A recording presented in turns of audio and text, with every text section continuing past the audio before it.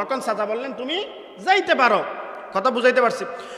নবীজি সাল্লাল্লাহু আলাইহি ওয়াসাল্লামের মুহাব্বতে হযরত আব্দুল্লাহ নিজের ঘর থেকে বাইর হন। হযরত আব্দুল্লাহ ঘর থেকে বাইর হওয়ার সময় চাচা বলতেছেন তুমি যেই জামা পড়েছো এই জামাটা কার টাকা দিয়ে কিনা? তখন আব্দুল্লাহ বললেন ও চাচা এটা আপনি কিনে দিয়েছেন। তখন হযরত আব্দুল্লাহ বলতেছেন ও চাচা এটা আপনার টাকা দিয়ে ক্রয় করা। চাচা বলতেছেন আমার টাকা দিয়ে কেনা, আমার পয়সা দিয়ে কেনা, এই জামা পরে আমার দুশমনের সাথে দেখা করতে পারবা না। চিন্তা করা যায়? হযরত আব্দুল্লাহ ওই জামা খুলে দিয়ে দিলেন। হাতের মধ্যে একটা বাটি ছিল, ওই বাটিটা নিল কেন? ওই বাটিটা নিল এই জন্যে হযরত আব্দুল্লাহ বলেন ও চাচা প্রতিমধ্যে যদি আমার তৃষ্ণা লাগে, আমার পানির প্রয়োজন হয়, তাহলে আমি প্রতিমধ্যে পানি খাইতে পারি মতো এই বাটিটা আমি নিলাম।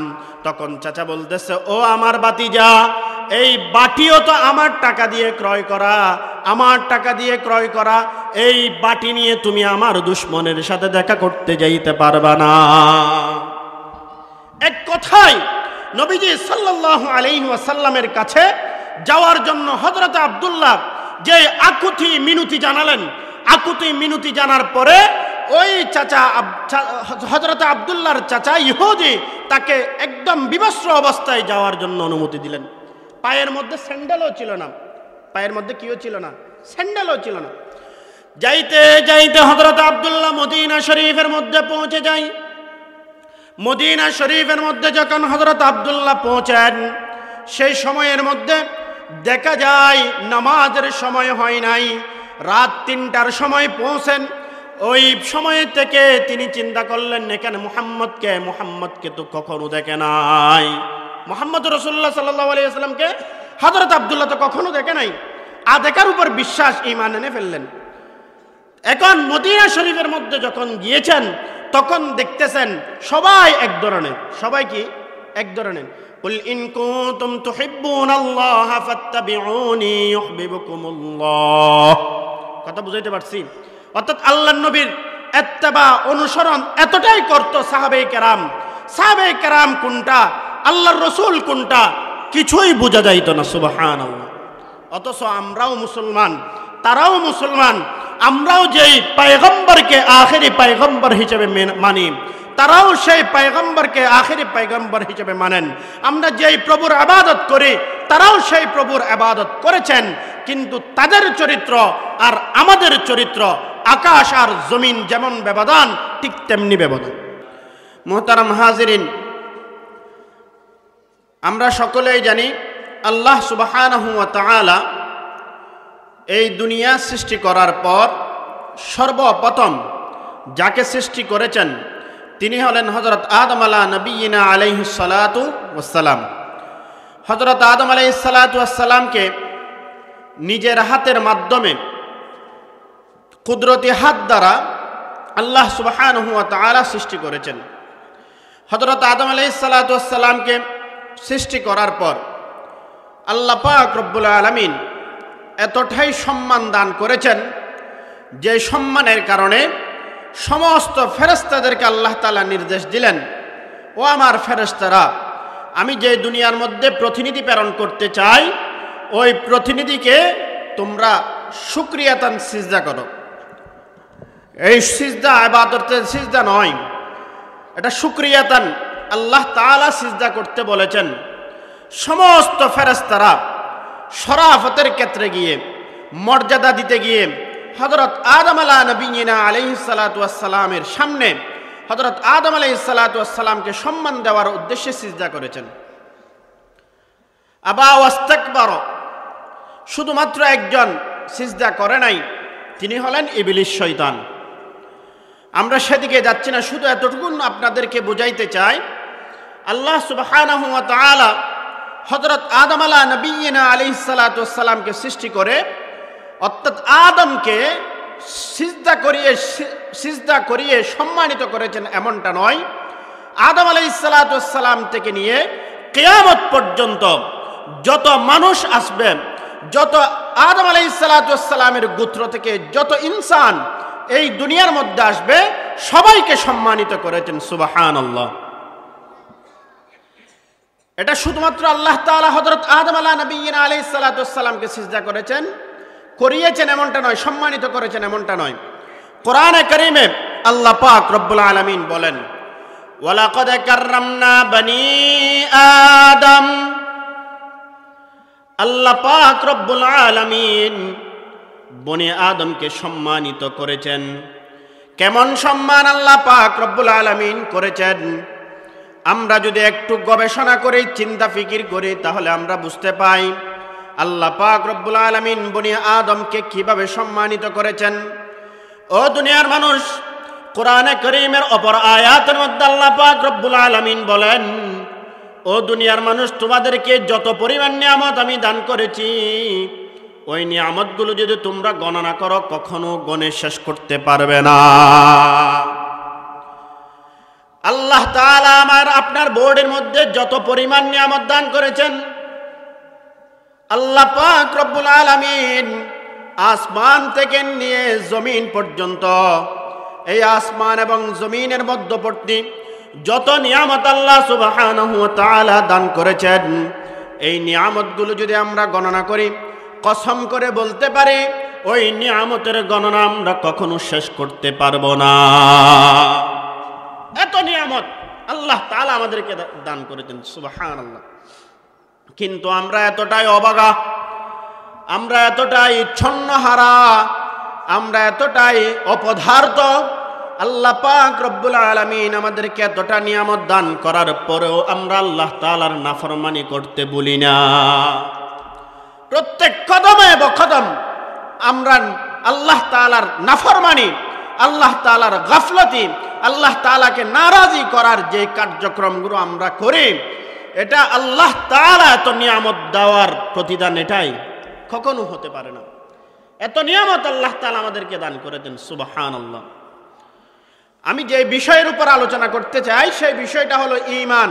ঈমান সংক্রান্ত আপনাদের সম্মুখে আলোচনা করব।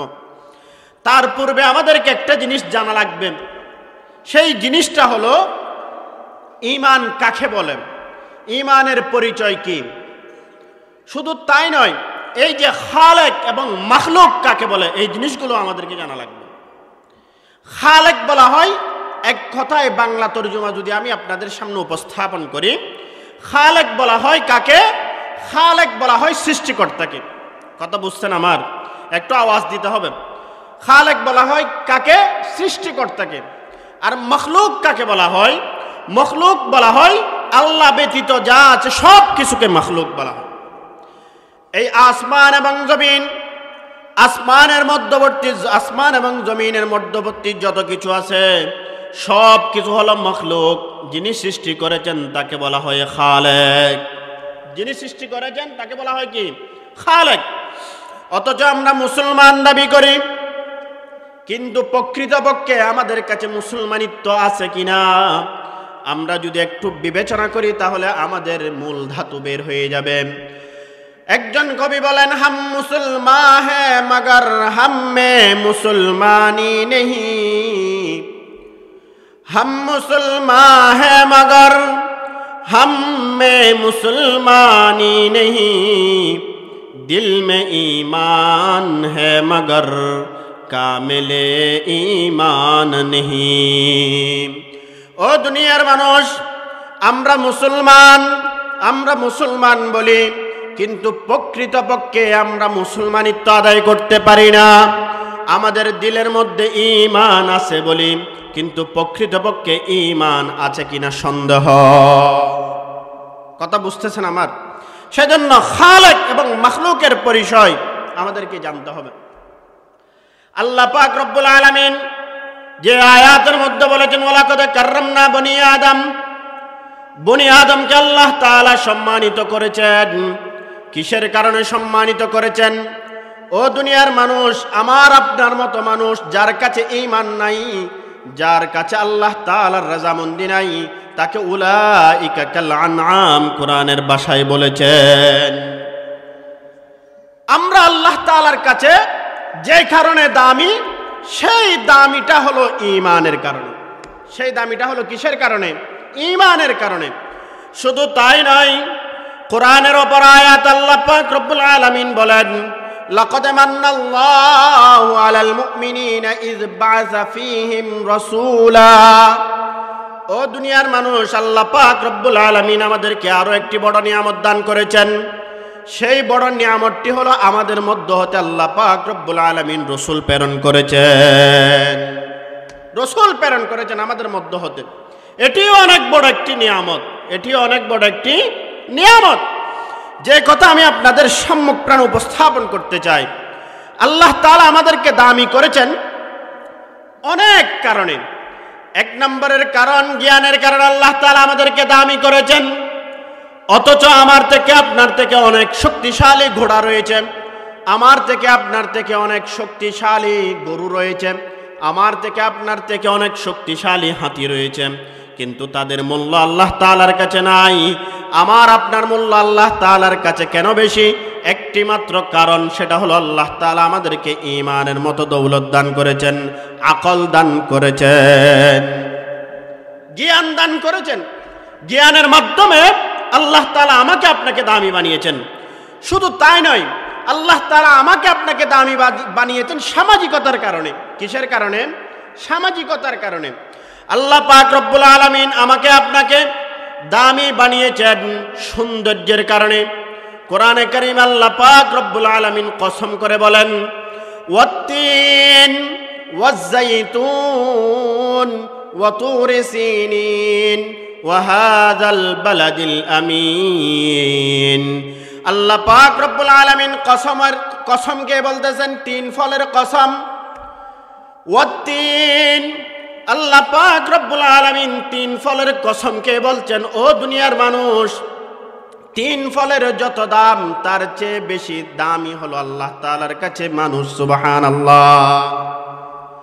তিন ফলের যত দাম তার চেয়ে হাজার হাজার গুণ বেশি দামি আল্লাহ তাআলার কাছে সেই বস্তুটির নাম হলো ইনসান। সুবহানাল্লাহ। কিন্তু আমরা আমাদের দাম বুঝি না। ওয়াজ-যাইতুন, জাইতুনের যত দাম, জাইতুন ফলের যত দাম তার চেয়ে হাজার হাজার গুণ দাম বেশি হলো মানুষের। সুবহানাল্লাহ। ওয়া তুরি সিনিন, ওই তুরে সিনার যত দাম, তুরে সিনা কাকে বলে? তুরে সিনা বলা হয় যে পাহাড়ের মধ্যে গিয়ে, যেই পাহাড়ের মধ্যে থেকে হযরত মূসা আলাইহিস সালাতু ওয়াস সালাম আল্লাহ তাআলার সাথে কথা বলেছেন, ওই তুরে সিনার যত দাম তার চেয়ে হাজার হাজার গুণ দাম বেশি হলো মানুষের। শুধু তাই নয়, আল্লাহ পাক রব্বুল আলামিন চতুর্থ নম্বরের কসমকে বলেন, ওয়া তুরি সিনিন ওয়া হাযাল বালাদিল আমিন। ওই নিরাপদ নগরীর কসমকে আল্লাহ তাআলা বলতেছেন, ওই নিরাপদ নগরীর যতই দাম তার চেয়ে হাজার হাজার গুণ দাম বেশি হচ্ছে একজন মুমিনের। সুবহানাল্লাহ। নিরাপদ নগরী কোনটা? মক্কাতুল মুকাররমা, বাইতুল্লাহ।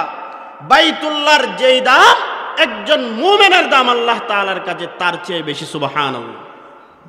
কিন্তু আমরা আমাদের দাম বুঝি না, আমরা আমাদেরকে চিনি নাই, আমরা আমাদের পরিচয় জানি না। আমরা যে আল্লাহ তাআলার কাছে এত দামি, এই জিনিসটা আমরা বুঝতে চাই না।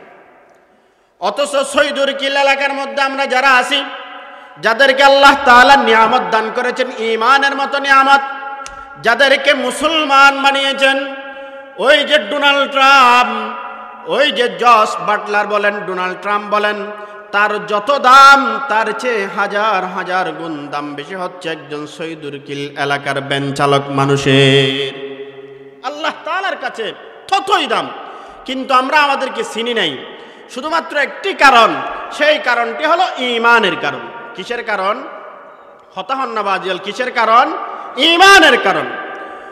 আল্লাহ পাক রব্বুল আলামিন এই চারটি কসমকে বলেন, লাকাদ খলাকনাল ইনসানা ফি আহসানি তাকওয়িম। লাকাদ খলাকনাল ইনসানা ফি আহসানি তাকওয়িম।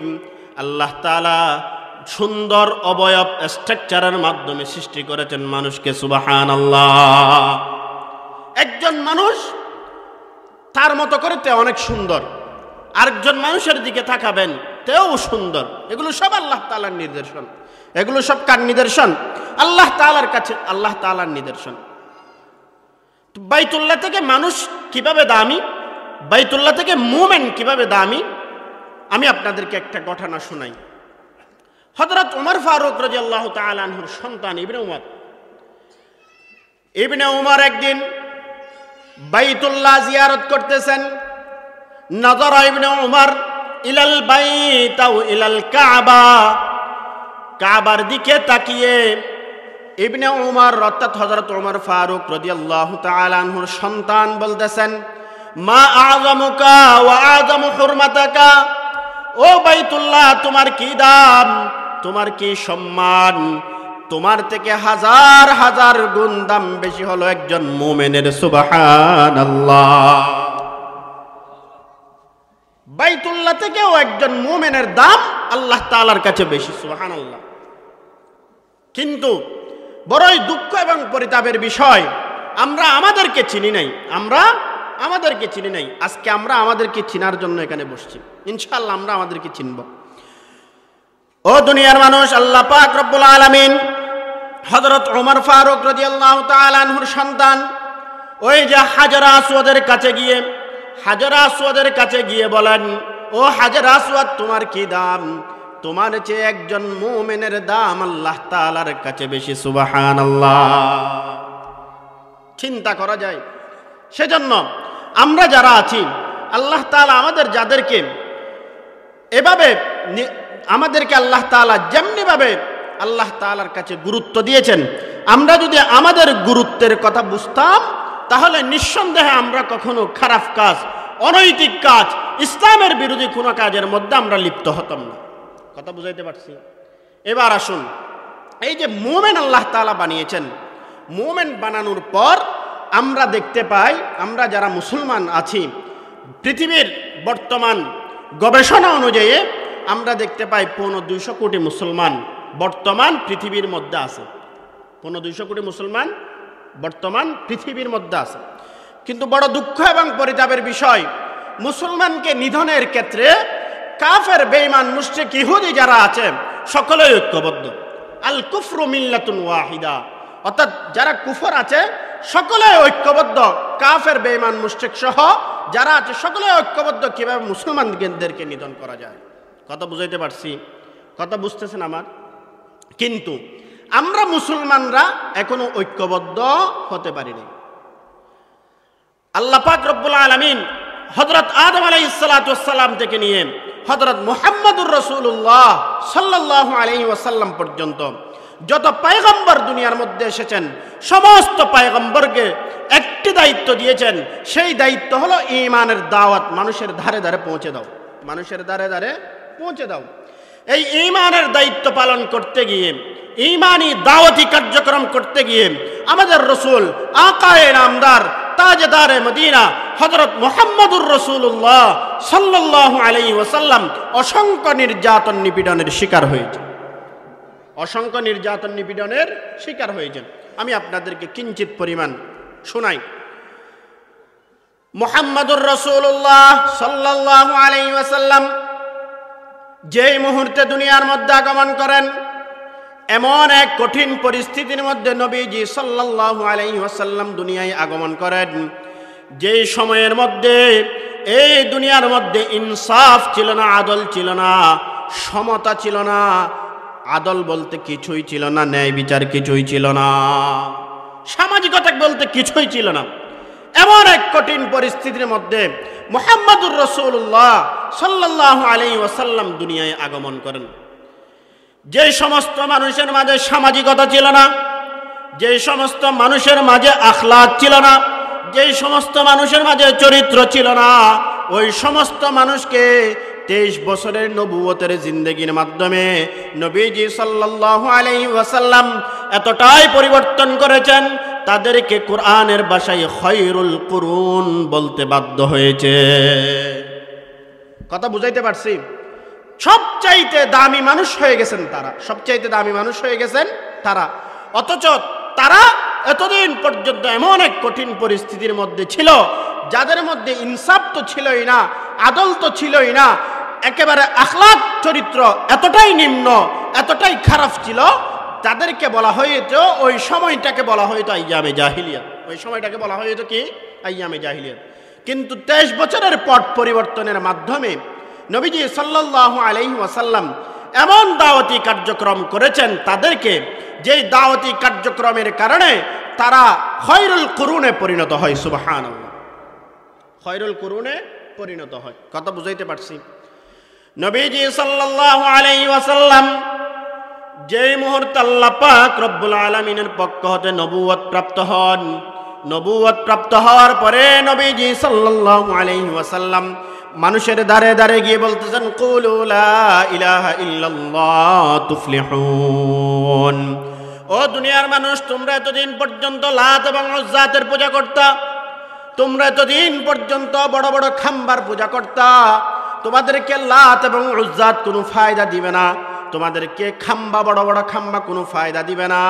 তোমাদেরকে আমি এমন এক প্রভুর কথা বলছি, যেই প্রভুর ইবাদত বন্দেগী যদি তোমরা করো তাহলে নিঃসন্দেহে তোমরা দুনিয়ার মধ্যে কামিয়াব, কাল কিয়ামতের ময়দানও তোমরা কামিয়াব হয়ে যাইবা। সুবহানাল্লাহ। রাসূলুল্লাহ সাল্লাল্লাহু আলাইহি ওয়াসাল্লাম যেই মুহূর্তে দুনিয়ার মানুষের মাঝে এই দাওয়াতি কার্যক্রম শুরু করেন, এই দাওয়াতি কার্যক্রম শুরু করার সাথে সাথে নবীজি সাল্লাল্লাহু আলাইহি ওয়াসাল্লাম সকলের কাছে খারাপে পরিণত হয়ে যায়। এতদিন পর্যন্ত যেই নবী সকলের কাছে ভালো ছিল, কিঞ্চিত পরিমাণও সকলেই যার ব্যাপারে কোনো মন্তব্য করত না, এই দাওয়াতি কার্যক্রম করার সাথে সাথে নবীজি সাল্লাল্লাহু আলাইহি ওয়াসাল্লাম তাদের কাছে খারাপ হয়ে যায়। কথা বুঝতেছেন? আমার কথা বুঝতেছেন? নবীজি সাল্লাল্লাহু আলাইহি ওয়াসাল্লাম মক্কায় থাকতে পারলেন না, মক্কা থেকে তায়েফে চলে যায়। ওই তায়েফের ময়দানেও নবীজি সাল্লাল্লাহু আলাইহি ওয়াসাল্লামকে রক্তাক্ত করা হয়। তায়েফ থেকে নবীজি সাল্লাল্লাহু আলাইহি ওয়াসাল্লাম মদিনায় চলে আসেন। আবার মদিনা থেকে আল্লাহ পাক রব্বুল আলামিনের হুকুমে মক্কা থেকে আবার নবীজি সাল্লাল্লাহু আলাইহি ওয়াসাল্লাম আল্লাহ তাআলার হুকুমে মদিনায় হিজরত করেন। কথা বুঝতেছেন? মদিনায় হিজরত করেন।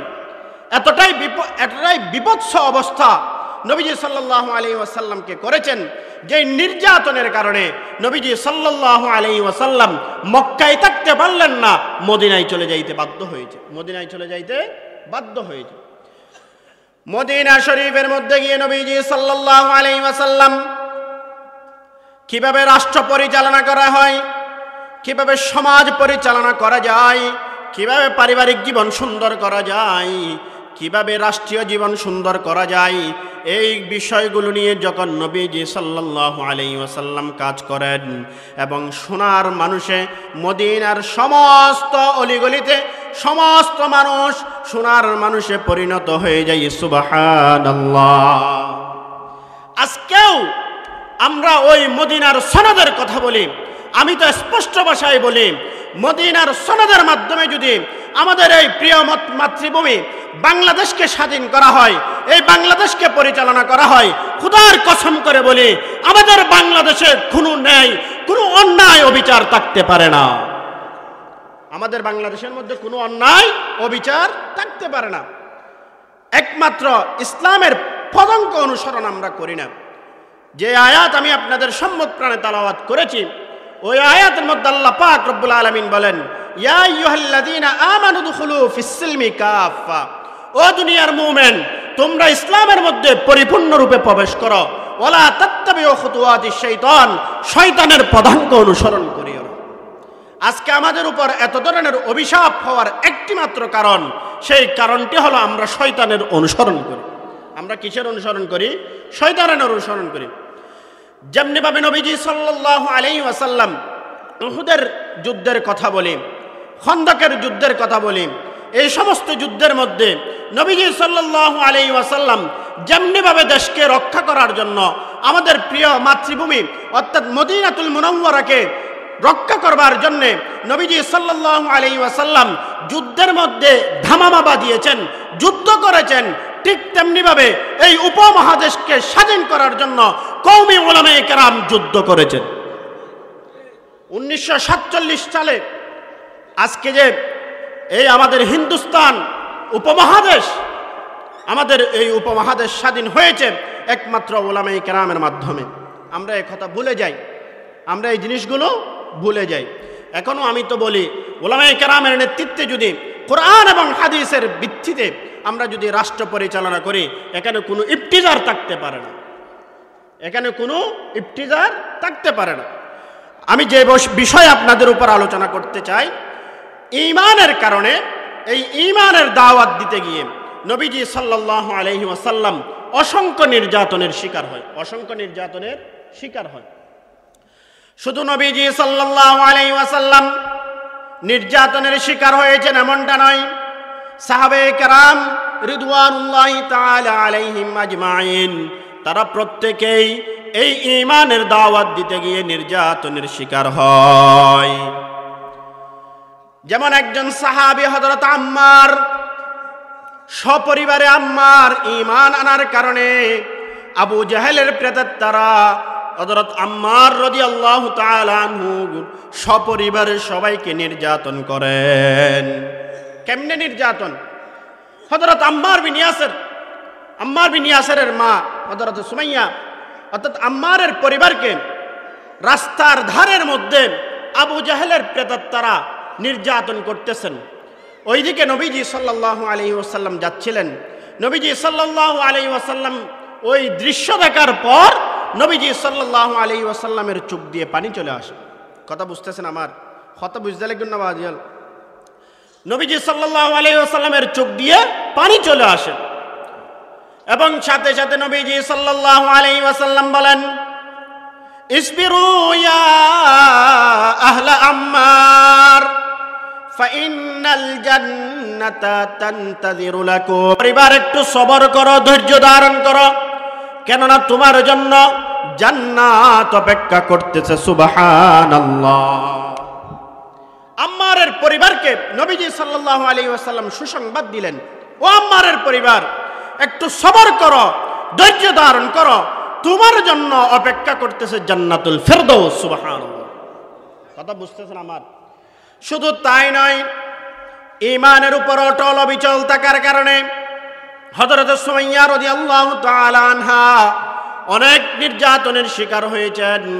হযরত সুমাইয়া রাদিয়াল্লাহু তাআলা আনহাকে বর্ষা নিক্ষেপ করে শাহাদাত বরণ করিয়েছেন। কথা বুঝতেছেন? শুধু তাই নয়, ও দুনিয়ার মানুষ, ফেরাউনের স্ত্রী আসিয়া ঈমান আনার কারণে ওই ফেরাউনের স্ত্রী হওয়ার পরেও ওই আসিয়াকে অনেক নির্যাতনের শিকার হতে হয়েছে, তারপরেও কিন্তু তারা ঈমান ছাড়েন নাই। সেজন্য আল্লাহ পাক রব্বুল আলামিন বলেন, ইন্নাল্লাযীনা ক্বালু রাব্বুনাল্লাহ সুম্মা ইসতাকামু তাতানাজ্জালু আলাইহিমুল মালায়েকা আল্লা তাখাফু ওয়া লা তাহজানু। ও দুনিয়ার মানুষ, আল্লাহ পাক রব্বুল আলামিন বলেন, ইন্নাল্লাযীনা ক্বালু রাব্বুনাল্লাহ, ওই সমস্ত মানুষ যারা ঈমান এনেছে, তারা যদি আমাকে প্রভু হিসেবে মেনে নেয়, তারা আমাকে প্রভু হিসেবে মানার পরে অনেক নির্যাতনের শিকার হতে হবে, দুনিয়ার মধ্যে অনেক জেল জুলুম নির্যাতনের শিকার হতে হবে। সুম্মা ইসতাকামু, ওই জেল জুলুম নির্যাতনের শিকার হওয়ার কারণে সে যদি ঈমানের পথ থেকে সরে যায়, তাহলে তে প্রকৃত মুমিন হতে পারবে না। প্রকৃত মুমিন যদি হতে চায়, তাহলে অনেক নির্যাতনের শিকার হবে। অনেক নির্যাতনের শিকার হওয়ার পরেও সে যেন ঈমানের পথ থেকে সরে না যায়। কথা বুঝতেছেন আমার? আজকের যারা মুমিন, যারা প্রকৃতপক্ষে মুমিন, তারা এই জিনিসগুলোর কারণে অর্থাৎ ঈমানের উপর অটল অবিচল থাকার কারণে নবীজি সাল্লাল্লাহু আলাইহি ওয়াসাল্লাম যেমনিভাবে নির্যাতনের শিকার হয়েছেন, সাহাবায়ে কেরাম যেমনিভাবে নির্যাতনের শিকার হয়েছেন, তাবিঈন যেমনিভাবে নির্যাতনের শিকার হয়েছেন, তবে তাবিঈন যেভাবে নির্যাতনের শিকার হয়েছেন, আইম্মায়ে কুতুব, গৌস কুতুব, আবদালরা যেমনিভাবে নির্যাতনের শিকার হতে হয়েছেন, আজকের সময়েও উলামায়ে কেরামকে ঈমানের উপর অটল অবিচল থাকার কারণে অনেক নির্যাতনের শিকার হতে হয়। আমাদেরকে এই জিনিসগুলো রক্ষা করতে হবে। নির্যাতনের শিকার হয়ে আমরা নিজেরা ঈমানের পথ থেকে সরে যেতে পারবো না। হযরত ইব্রাহিম আলাইহিস সালাতু ওয়াস সালামের উপর কেমন নির্যাতন করা হয়। হযরত ইব্রাহিম আলাইহিস সালাতু ওয়াস সালাম ঈমানের দাওয়াত দেওয়ার কারণে, ইসলামের উপর অটল অবিচল বিশ্বাস থাকার কারণে হযরত ইব্রাহিম আলাইহিস সালাতু ওয়াস সালামকে তৎকালীন শাসক হযরত ইব্রাহিম আলাইহিস সালাতু ওয়াস সালামকে অগ্নিকুণ্ডের নিক্ষুপের মধ্যে ফেলা হয়, অগ্নিকুণ্ডের স্তূপের মধ্যে ফেলা হয় হযরত ইব্রাহিম আলাইহিস সালাতু ওয়াস সালামকে। কিসের কারণে? একটি মাত্র কারণ, সেই কারণটি হলো সে মুমিন এবং ঈমানের দাওয়াত দিতেছে, সে মুমিন এবং ঈমানের দাওয়াত দিতেছে। অথচ আল্লাহ পাক রব্বুল আলামিনের খেলা হলো বড় খেলা। আল্লাহ পাক রব্বুল আলামিন যেই মুহূর্তে এই ঈমান আনার কারণে হযরত ইব্রাহিম আলাইহিস সালাতু ওয়াস সালামকে অগ্নিকুণ্ডের মধ্যে নিক্ষিপ্ত করা হয়, ওই অগ্নিকুণ্ডকে আল্লাহ পাক রব্বুল আলামিন বলে দেন, ইয়া নারু কুনি বারদাও ওয়া সালামান আলা ইব্রাহিম। আগুনকে সৃষ্টি করেছেন কে? আরো জোরে বলুন, আগুনকে সৃষ্টি করেছেন কে? এই আসমানকে সৃষ্টি করেছেন কে? জমিনকে সৃষ্টি করেছেন কে? সব কিছুর মালিক কে? আল্লাহ পাক রব্বুল আলামিন ওই আগুনকে সৃষ্টি করার পর যেই মুহূর্তে নিজের হাবিবকে ওই অগ্নিকুণ্ডের মধ্যে নিক্ষিপ্ত করা হয়, ওই আগুনকে আল্লাহ পাক রব্বুল আলামিন ডাক দিয়ে বলেন, ইয়া নারু কুনি বারদাও ওয়া সালামান আলা ইব্রাহিম। ও আগুন, তোমাকে সৃষ্টি করেছি আমি, তোমাকে সৃষ্টি করলাম আমি তোমাকে হুকুম দিচ্ছি আমার হাবিবের জন্য তুমি শান্তি হয়ে যাও। হযরত ইব্রাহিম আলাইহিস সালাতু ওয়াস সালামের জন্য শান্তি হয়ে গেছে, সাথে সাথে কি হয়ে গেছে? শান্তি হয়ে গেছে। যার কারণে গিয়ে হযরত ইব্রাহিম আলাইহিস সালাতু ওয়াস সালামের একটি পশমও পুড়ে নাই, একটি পশমও কি হয় নাই? পুড়ে নাই। কথা বুঝাইতে পারছি? ইব্রাহিম আলাইহিস সালাতু ওয়াস সালাম যেই মুহূর্তে অগ্নিকুণ্ড থেকে বের হয়, ইব্রাহিম আলাইহিস সালাতু ওয়াস সালাম বলেন, আমি যতদিন পর্যন্ত অগ্নিকুণ্ডের মধ্যে ছিলাম ততদিন পর্যন্ত অনেক আরাম আয়েশের মধ্যে ছিলাম। সুবহানাল্লাহ। কারণ কি? কারণ হলো ইব্রাহিম আলাইহিস সালাতু ওয়াস সালামকে সেখানে রক্ষণাবেক্ষণ করেছেন স্বয়ং আল্লাহ। কথা বুঝাইতে পারছি? যে ইব্রাহিম আলাইহিস সালাতু ওয়াস সালামকে ঈমানের উপর অটল অবিচল থাকার কারণে অগ্নিকুণ্ডকে অগ্নি স্ফুলিঙ্গকে আল্লাহ পাক রব্বুল আলামিন একটি ফুলের বাগানে পরিণত করতে পারেন, সেই আল্লাহ কি এখন নাই? কথা বলেন, নাই মনে হয়? থাকলে সেই আল্লাহ যদি এখনো থাকে, অবশ্যই অবশ্যই আমরা যদি ঈমানের উপর অটল অবিচল থাকি তাহলে আমরা নিঃসন্দেহে বলতে পারি সেই আল্লাহ এখনো আছেন। আমাদের জন্য যদি অগ্নিকুণ্ড তৈরি করা হয়, সেই অগ্নিকুণ্ড বাগানে রূপান্তরিত করে দিবেন আল্লাহ। কথা বুঝাইতে পারছি? কথা বুঝছেন আমার? এরপরে আসুন, ঈমানের উপর অটল অবিচল থাকার কারণে হযরত ইব্রাহিম আলাইহিস সালাতু ওয়াস সালাম অনেক কষ্টের শিকার হয়েছেন এবং ঈমান আনার কারণে আল্লাহ তাআলার কাছে দামি হয়ে যান দুইজন ব্যক্তি। সকলেই তো দামি, যারা মুমিন আছি আমরা সকলেই দামি, কিন্তু দুইজন ব্যক্তি, মা নাই বাবা নাই, ইয়েতিম সন্তান, তারা আল্লাহ তাআলার কাছে দামি হয়েছেন এই দুইজন ব্যক্তি। তন্মধ্যে এক নম্বর হলো হযরত বেলাল রাদিয়াল্লাহু তাআলা আনহু। এক নম্বর কি? হযরত বেলাল রাদিয়াল্লাহু তাআলা আনহু। হযরত বেলাল রাদিয়াল্লাহু তাআলা আনহু কেমন ছিলেন? হযরত বেলাল রাদিয়াল্লাহু তাআলা আনহুর চেহারা অবয়ব এতটাই বিশ্রী ছিল, মানুষ হযরত বেলাল রাদিয়াল্লাহু তাআলা আনহুকে মহব্বত করত না। ঠোঁটগুলো মোটা মোটা ছিল। কথা বুঝাইতে পারছি? কিন্তু আল্লাহ পাক রব্বুল আলামিন, আল্লাহ তাআলার কাছে ওই সৌন্দর্যের কোনো দাম নাই যেই সৌন্দর্য এর মধ্যে ঈমান নাই, যে সৌন্দর্যের মধ্যে কি নাই? ঈমান নাই। আবার যেই সৌন্দর্য নাই কিন্তু ঈমান আছে, ওই সৌন্দর্যের প্রয়োজন নাই। আল্লাহ তাআলার কাছে ঈমানের দাম বেশি। সুবহানাল্লাহ। কথা বুঝাইতে পারছি? সেজন্য রাসূলুল্লাহ সাল্লাল্লাহু আলাইহি ওয়াসাল্লাম বলেন, ইন্নাল্লাহা লা ইয়ানজুরু ইলা সুওয়ারিকুম ওয়ালাকিন ইয়ানজুরু ইলা কুলুবিকুম। নিশ্চয় আল্লাহ তাআলা, ইন্নাল্লাহা লা ইয়ানজুরু ইলা সুওয়ারিকুম নিশ্চয় আল্লাহ তাআলা তোমার চেহারার দিকে তাকাবেন না, আল্লাহ তাআলা তোমার কলবের দিকে তাকাবেন। তোমার কলব কি বলে? তোমার কলবের মধ্যে আল্লাহ তাআলার ভয় আছে কিনা? তোমার কলবের মধ্যে আল্লাহ তাআলার ঈমান আছে কিনা?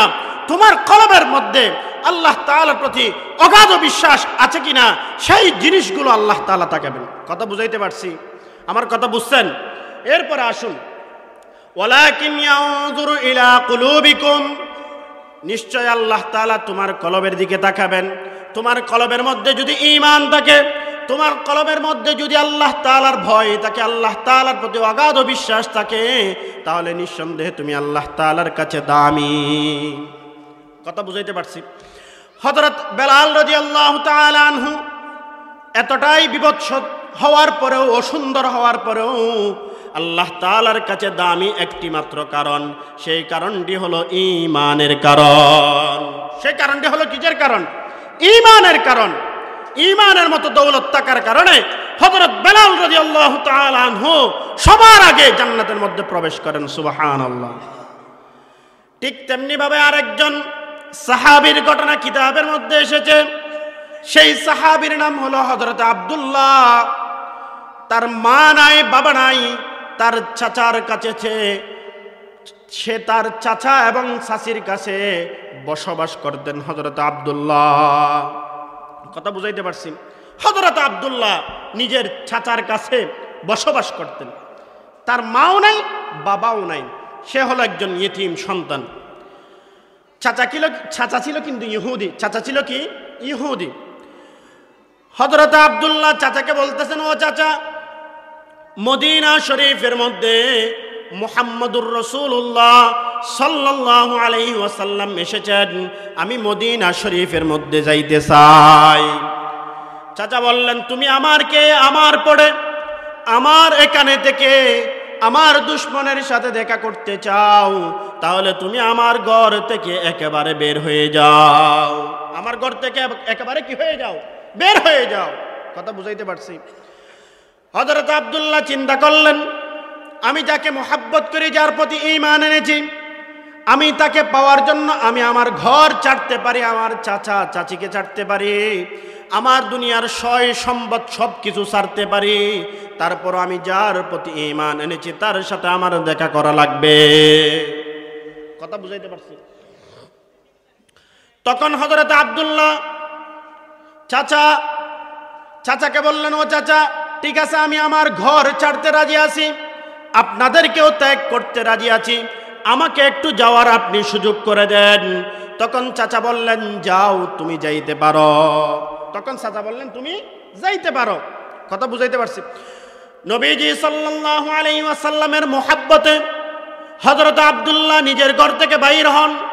হযরত আব্দুল্লাহ ঘর থেকে বাইর হওয়ার সময় চাচা বলতেছেন, তুমি যেই জামা পড়েছো, এই জামাটা কার টাকা দিয়ে কিনা? তখন আব্দুল্লাহ বললেন, ও চাচা, এটা আপনি কিনে দিয়েছেন। তখন হযরত আব্দুল্লাহ বলতেছেন, ও চাচা, এটা আপনার টাকা দিয়ে ক্রয় করা। চাচা বলতেছেন, আমার টাকা দিয়ে কেনা, আমার পয়সা দিয়ে কেনা, এই জামা পরে আমার দুশমনের সাথে দেখা করতে পারবা না। চিন্তা করা যায়? হযরত আব্দুল্লাহ ওই জামা খুলে দিয়ে দিলেন। হাতের মধ্যে একটা বাটি ছিল। ওই বাটিটা নিল কেন?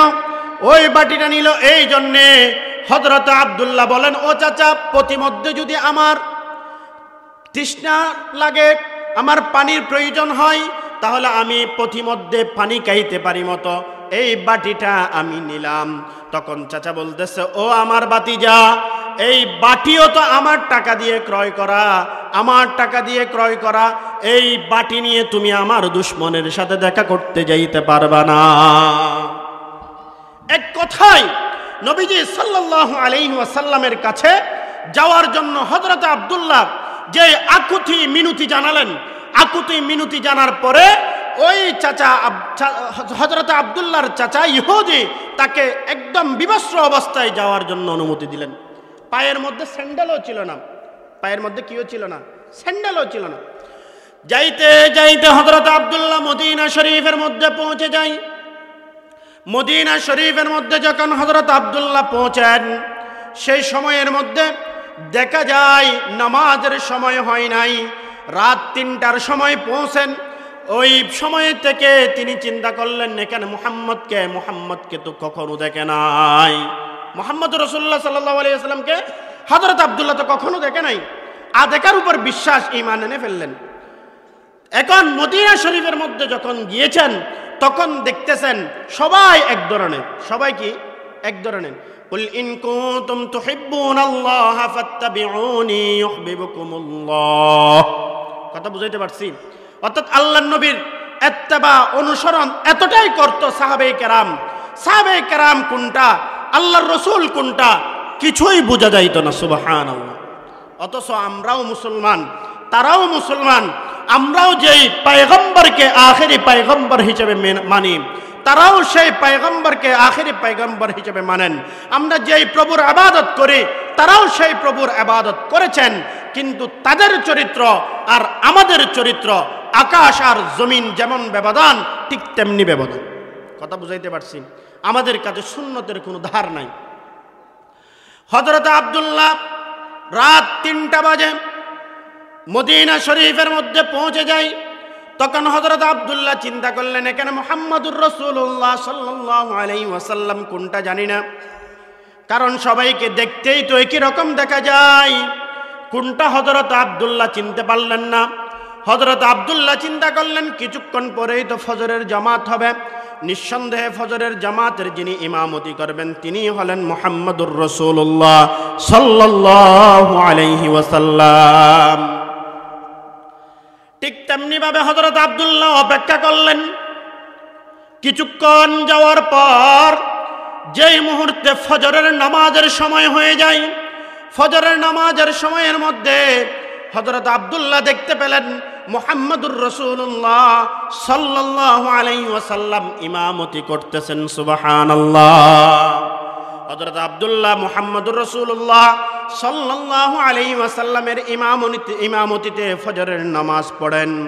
ফজরের নামাজের পরে হযরত ওমর ফারুক রাদিয়াল্লাহু তাআলা আনহু ডাকলেন, হে বৎস এদিকে আসো। হযরত ওমর ফারুক রাদিয়াল্লাহু তাআলা আনহু চিন্তা করলেন এই ধরনের বিভৎস অবস্থায় কে আসলো, একে তো কেউ চিনছে না। তাকে কিভাবে চিনবেন? সে তো আসলো অনেক দূর থেকে, বেদুইন গ্রাম্য একজন মানুষ, তাকে কিভাবে চিনবেন? তখন হযরত আব্দুল্লাহ মুহাম্মাদুর রাসূলুল্লাহ সাল্লাল্লাহু আলাইহি ওয়াসাল্লামের কাছে সমস্ত ঘটনা খুলে বললেন।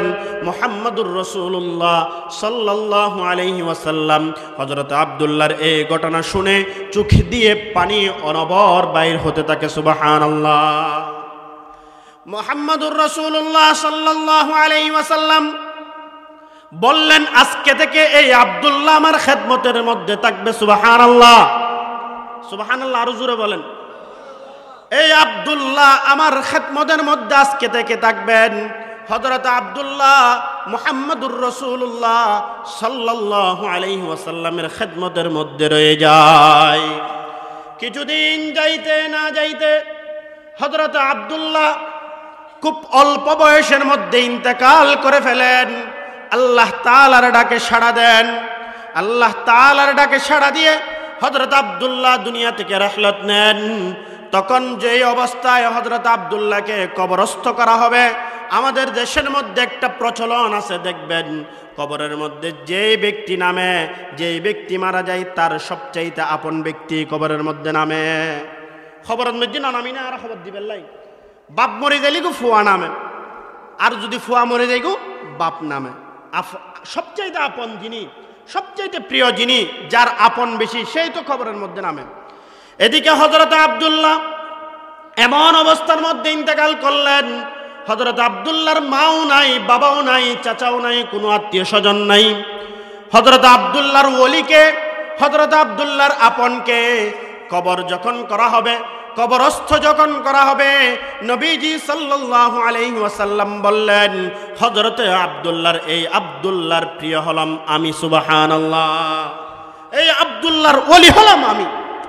তাহলে চিন্তা করেন, সে একজন ইয়েতিম সন্তান, ঈমান আনার কারণে আল্লাহ তাআলার কাছে কত দামি হয়ে যায়। সুবহানাল্লাহ। কথা বুঝতেছেন আমার? সেজন্য ঈমানের কারণে মানুষ দামি হয়। আর ঈমান না আনার কারণে মুহাম্মদুর রাসূলুল্লাহ সাল্লাল্লাহু আলাইহি ওয়াসাল্লামের চাচা হওয়ার পরও জাহান্নামে যাইতে হয়। যেমন আবু তালেব। মুহাম্মদুর রাসূলুল্লাহ সাল্লাল্লাহু আলাইহি ওয়াসাল্লাম ইসলাম মানুষের ধারে ধারে পৌঁছে দেওয়ার জন্য, ইসলামকে মানুষের ধারে ধারে বিতরণ করার জন্য, দাঈ ইলাল্লাহর কাজ করার জন্য মক্কা শরীফের মধ্যে যখন আসেন, নবুয়ত প্রাপ্ত হন, যখন দুনিয়ার মধ্যে অর্থাৎ মক্কা শরীফের মধ্যে যখন নবীজি সাল্লাল্লাহু আলাইহি ওয়াসাল্লাম হ্যারাসমেন্টের শিকার হতেন, নির্যাতনের শিকার হতেন, সেই সমস্ত কিছু দেখাশোনা করতেন আবু তালেব, চাচা আবু তালেব। কিন্তু ঈমান না আনার কারণে এই চাচা আবু তালেব কাল কিয়ামতের ময়দানে জান্নাতে যাইতে পারবে না। কথা বুঝাইতে পারছি? বুঝছেন আমার? হযরত নূহ আলাইহিস সালাতু ওয়াস সালাম এত বড় একজন জলিলুল কদর পয়গম্বর হওয়ার পরেও হযরত নূহ আলাইহিস সালাতু ওয়াস সালামের সন্তান ঈমান না আনার কারণে, মুসলমান না হওয়ার কারণে জান্নাতের মধ্যে যাইতে পারবে না।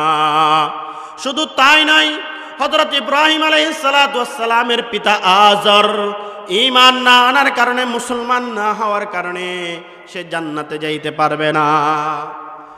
আর এই চৌধুরীকিল এলাকার মানুষ আমরা আল্লাহ তাআলার প্রতি অগাধ বিশ্বাস এবং রাসূলুল্লাহ সাল্লাল্লাহু আলাইহি ওয়াসাল্লামের আনিত বিধান অনুযায়ী আমরা পালন করার কারণে কাল কিয়ামতের ময়দানে আল্লাহ পাক রব্বুল আলামিন আমাকে আপনাকে জান্নাত দান করবেন। সুবহানাল্লাহ।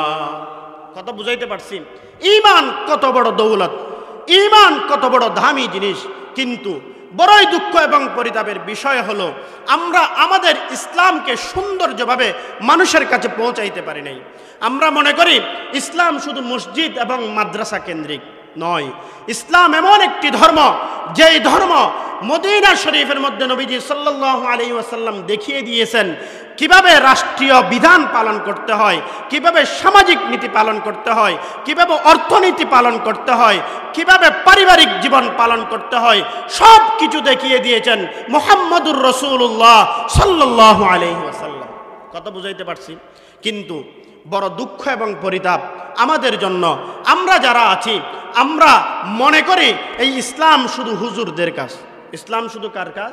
হুজুরদের কাজ, আমাদের কোনো কাজ নাই। ভুল কথা। আল্লাহ তাআলা আমাকে আপনাকে মুসলমান বানিয়েছেন, আমার প্রত্যেকটা জীবন, প্রত্যেকটা কাজ আমার ইসলামময় হওয়া চাই, ইসলামময় হওয়া চাই। আল্লাহ তাআলা আমাদের সেই তৌফিক দান করুক। আমরা যে দুনিয়ার মধ্যে আছি, আমরা সকলেই চাই কিভাবে টাকা ইনকাম করা যায়, কিভাবে আমরা পয়সাওয়ালা হতে পারি, সকলেই চায় না? চায় কি চায় না? অথচ আল্লাহ পাক রব্বুল আলামিন কোরআনের আয়াতের মধ্যে বলতেছেন, ও দুনিয়ার মানুষ, তোমরা যদি দুইটা কাজ করতে পারো তাহলে নিঃসন্দেহে তোমাদের জীবনের মধ্যে যেই রুটি রোজগারের সমস্যা, এই রুটি রোজগারের সমস্যা চলে যাবে। সুবহানাল্লাহ। এক নম্বরের কাজ ঈমান, দ্বিতীয় নম্বরের কাজ তাকওয়া। দ্বিতীয় নম্বরের কাজ কি? তাকওয়া। কথা বুঝাইতে পারছি? কোরআনে কারীম আল্লাহ পাক রব্বুল আলামিন বলেন, ওয়ালাউ আন্না আহলাল কুরা আমানু ওয়াত্তাকাউ লাফাতাহনা আলাইহিম বারাকাতিম মিনাস সামাই ওয়াল আরদ। ও দুনিয়ার মানুষ, তোমরা যদি ঈমান আনো এবং আল্লাহ তাআলাকে ভয় করো, তাহলে আল্লাহ পাক রব্বুল আলামিন তোমাদের জন্য আসমানের দরজা খুলে দিবেন, জমিনের দরজাও খুলে দিবেন। সুবহানাল্লাহ। এখানে বারাকাতিম মিনাস সামাই ওয়াল আরদ, আসমান থেকে বরকত নাজিল করবেন, জমিন থেকেও বরকত নাজিল করবেন। বরকত কাকে বলে এটাও তো জানি না। বরকত কাকে বলা হয়? অল্প তুষ্টে সন্তুষ্ট থাকার নাম হলো বরকত। অল্প তুষ্টে সন্তুষ্ট থাকার নাম হলো কি?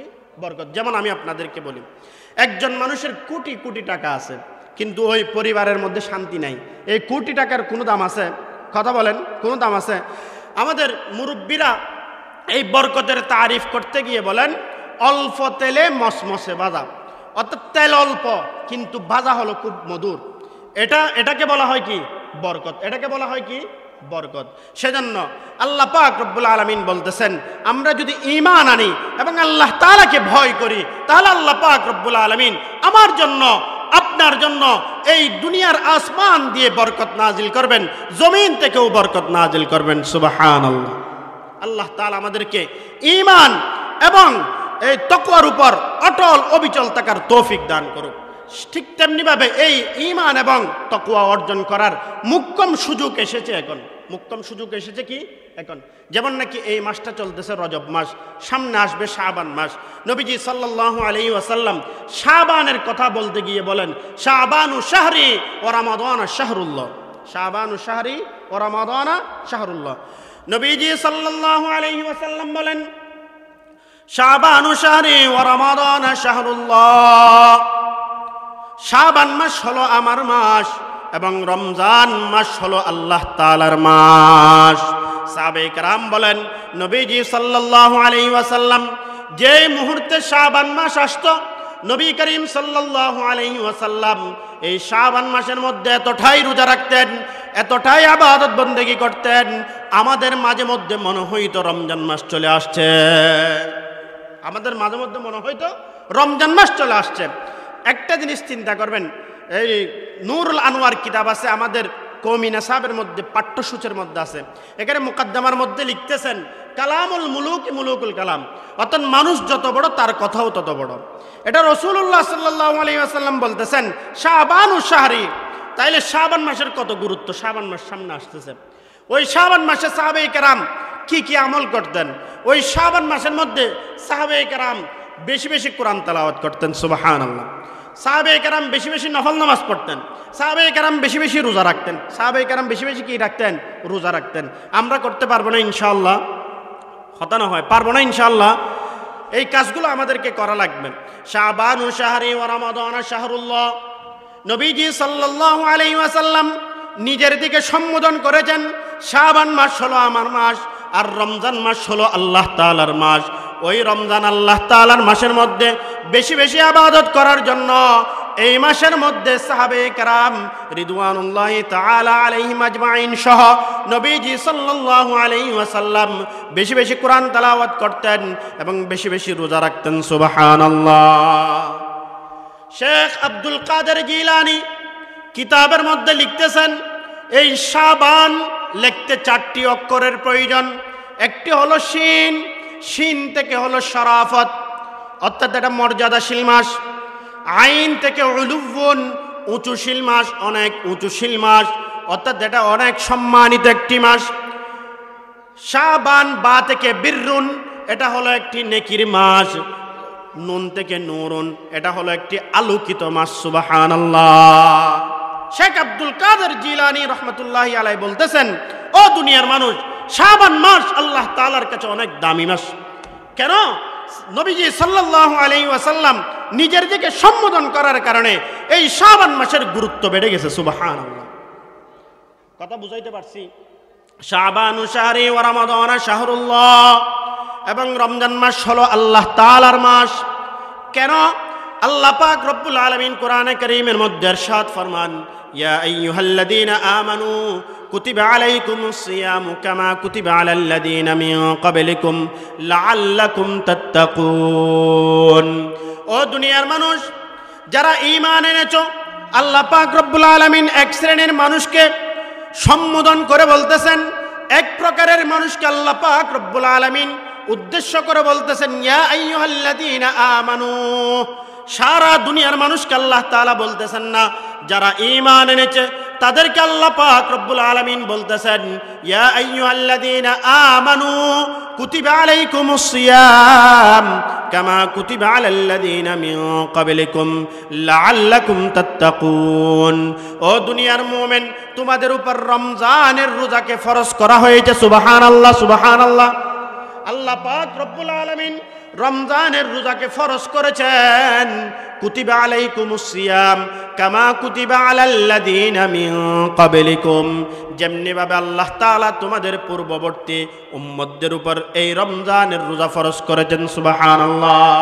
এখানে একটা প্রশ্ন হতে পারে, মুহাম্মদুর রাসূলুল্লাহ সাল্লাল্লাহু আলাইহি ওয়াসাল্লামের উম্মতের উপর আল্লাহ পাক রব্বুল আলামিন এই রমজানের রোজা ফরজ করেছেন, তো আল্লাহ তাআলা কোরআনের আয়াতের মধ্যে কামা কুতিবা আলাল্লাযীনা মিন ক্বাবলিকুম কেন বলেছেন? কথা বুঝতে লাগবে না? কামা কুতিবা আলাল্লাহ, তোমাদের পূর্ববর্তী উম্মতদের উপর যেভাবে ফরজ করা হয়েছে। কিতাবের মধ্যে লিখতেছেন, তাফসীরের কিতাবের মধ্যে তাফসীর ইবনে কাসীর, তাফসীর মাযহারি সহ অসংখ্য কিতাবের মধ্যে আসছে আমাদের পূর্ববর্তী উম্মত যারা ছিল সকলের উপর রোজা ফরজ ছিল, কিন্তু তাদের জন্য রমজান মাস নির্দিষ্ট মাস ছিল না। প্রতি মাসের 14 তারিখ, 15 তারিখ, 13, 14, 15 তারিখ এভাবে তারা রমজানের রোজাগুলো রাখতো। কথা বুঝাইতে পারছি? তো এখানে নবীজি সাল্লাল্লাহু আলাইহি ওয়াসাল্লাম এই কথা কেন বললেন? এটার আরেকটি কারণ হলো নবী করিম সাল্লাল্লাহু আলাইহি ওয়াসাল্লাম আমাদেরকে উদ্দেশ্য করে বলতেছেন, ও দুনিয়ার মুমিন, ও মুমিন বান্দারা, তোমাদের উপর রমজানের রোজাকে ফরজ করা হয়েছে, তোমরা ভয় পেও না। শুধু তোমাদের উপর ফরজ করা হয় নাই, তোমাদের পূর্ববর্তী যারা ছিল তাদের উপরও এই রমজানের রোজা ফরজ ছিল। কথা বুঝাইতে পারছি?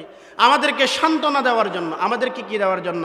সান্ত্বনা দেওয়ার জন্য আল্লাহ পাক রব্বুল আলামিন এই কোরআনের আয়াত নাজিল করেন।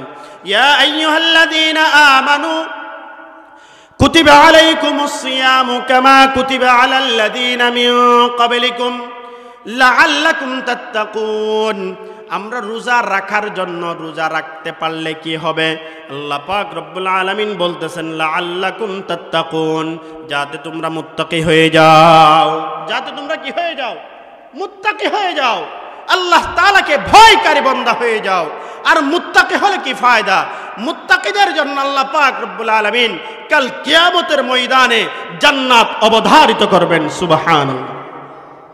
যারা মুত্তাকি হবেন, যারা আল্লাহ তাআলাকে ভয় করবে, তাদের জন্য কাল কিয়ামতের ময়দানে আল্লাহ তাআলা ওয়াদা করতেছেন তাদের জন্য জান্নাত অবধারিত। সুবহানাল্লাহ। কথা বুঝাইতে পারছি? এখন রমজান মাস আসন্ন, আমরা কয়েকটা প্রস্তুতি গ্রহণ করতে পারি। 1 নম্বরের প্রস্তুতি, আমরা বেশি বেশি দোয়া করব। আমরা বেশি বেশি কি করব? দোয়া করব। কেমন দোয়া? নবীজি সাল্লাল্লাহু আলাইহি ওয়াসাল্লাম বলেন, ইদা দাখালা রজবুল মুজাররব ফাকুলু আল্লাহুম্মা বারিক লানা ফি রজব ওয়া শাবান ওয়া বাল্লিগনা রমাদান। আমার মুখে মুখে পড়েন, ইদা দাখালা রজবুল মুজাররব ফাকুলু আল্লাহুম্মা বারিক লানা ফি রজব ওয়া শাবান ওয়া বাল্লিগনা রমাদান। এই যে রমজান মাস চলে আসতেছে, নবীজি সাল্লাল্লাহু আলাইহি ওয়াসাল্লাম রজব মাস যখন ঢুকতো তখন থেকে আল্লাহ পাক রব্বুল আলামিনের কাছে দোয়া করতেন। কিসের দোয়া? আল্লাহুম্মা হে আবান বারিক লানা ফি রজব ওয়া শাবান, আমাদের জন্য বরকত নাজিল করুন রজব মাস এবং শাবান মাসের মধ্যে। সুবহানাল্লাহ। আল্লাহ পাক রব্বুল আলামিন বলেন, আল্লাহুম্মা বারিক লানা ফি রজব ওয়া শাবান ওয়া বাল্লিগনা রমাদান। নবীজি সাল্লাল্লাহু আলাইহি ওয়াসাল্লাম আল্লাহ তাআলাকে বলতেন, ও আল্লাহ, আমার হায়াতকে বৃদ্ধি করে রমজান পর্যন্ত পৌঁছিয়ে দাও। সুবহানাল্লাহ। কথা বুঝাইতে পারছি? তাইলে 1 নম্বরের প্রস্তুতি রমজানের জন্য, 1 নম্বরের প্রস্তুতি কি হতে পারে? 1 নম্বরের প্রস্তুতি হলো বেশি বেশি দোয়া করা। 1 নম্বরের প্রস্তুতি হলো কি? বেশি বেশি দোয়া করা আল্লাহ তাআলার কাছে, ও আল্লাহ, আমাকে রমজান পর্যন্ত আপনি আমাকে পৌঁছাইয়া দেন, রমজান পর্যন্ত আমার হায়াতকে বৃদ্ধি করেন, রমজান পর্যন্ত আমাকে বাঁচিয়ে রাখেন। 2 নম্বরের প্রস্তুতি বেশি বেশি নফল ইবাদত করা। 2 নম্বরের প্রস্তুতি কি? নফল ইবাদত করা। নফল ইবাদত বলতে যেমন নাকি সকালে ফজরের নামাজ পড়তে আসছেন, কিছু নফল নামাজ পড়েন, জোহরের নামাজ পড়তে মসজিদে আসছেন, কিছু নফল নামাজ পড়েন। এক কথায় ইবাদতের পরিগণি, ইবাদত বৃদ্ধি করে দেওয়া। ইবাদত কি করে দেওয়া? বৃদ্ধি করে দেওয়া। 3 নম্বরের যে প্রস্তুতি আমরা গ্রহণ করতে পারি, ও দুনিয়ার মানুষ, আল্লাহ পাক রব্বুল আলামিনের হাবিব সাহাবে কেরাম যে দায়িত্ব পালন করেছেন, রজব মাস আসার আগে আগে, রমজান মাস আসার আগে আগে তারা প্রত্যেকেই কোরআন সহি করে নিতেন। সুবহানাল্লাহ। কোরআন সহি করে নিতেন, যাতে ওই যে কোরআনের মাসের মধ্যে, ওই যে রমজান মাস কোরআনের মাস, ওই কোরআনের মাসের মধ্যে যাতে কি করতে পারে? বেশি বেশি কোরআন তেলাওয়াত করতে পারে। কথা বুঝাইতে পারছি? এবং 4 নম্বর যে প্রস্তুতি গ্রহণ করতেন, 4 নম্বরের প্রস্তুতি হলো সাহাবায়ে কেরাম যাদের উপর যাকাত ফরজ ছিল, যাদের উপর যে সমস্ত দায়ী দায়িত্ব ছিল, নিজেদের দায়ী দায়িত্ব পালন করে গুটিয়ে নিতেন। সুবহানাল্লাহ।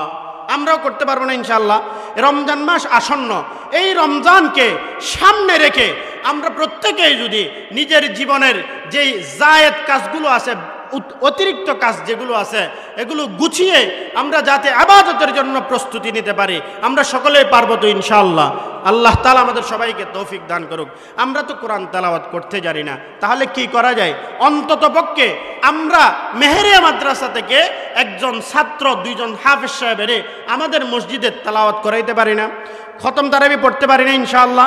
আল্লাহ তাআলা আমাদের সবাইকে সেই তৌফিক দান করুক। ও দুনিয়ার মানুষ, অল্প সময় খুব শেষ হয়ে যাচ্ছে। আমি আপনাদেরকে যে কথাটা বলতে চাই, আল্লাহ পাক রব্বুল আলামিনের কাছে আমাদেরকে এই রমজানকে শেষ রমজান হিসেবে বিবেচিত করা, অর্থাৎ এভাবে বলা, আমার জীবনের শেষ রমজান হলো এই রমজান, আমার জীবনের শেষ রমজান হলো এই রমজান।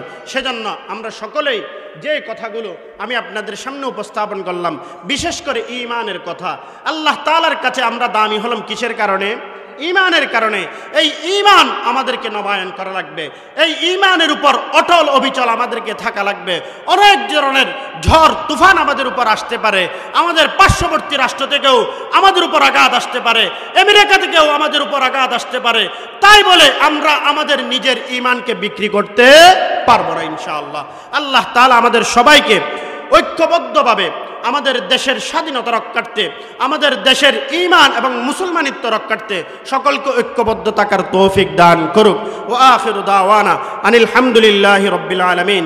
আসসালামু আলাইকুম ওয়া রাহমাতুল্লাহি ওয়া বারাকাতুহু।